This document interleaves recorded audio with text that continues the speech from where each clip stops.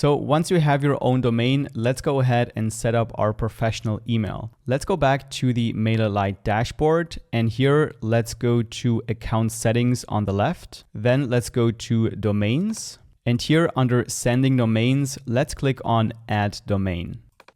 Then enter the email address you want to use and click save.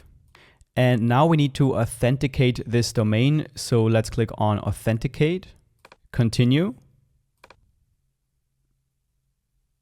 So now MailerLite has recognized that my domain is registered on Hostinger. So all I need to do is log in to my Hostinger account right here, and everything else will happen automatically. Now, if your domain is registered somewhere else, like on GoDaddy or Bluehost, then you're going to need to log into your GoDaddy or Bluehost account. And now my domain is being authenticated.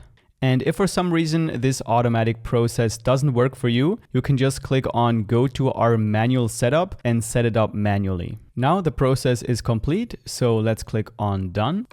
And as we can see, my domain is now authenticated, which means I'll be able to use my professional email address to send out my campaigns. Don't worry if you don't see this checkmark just yet, because it can take up to 48 hours to complete the authentication process.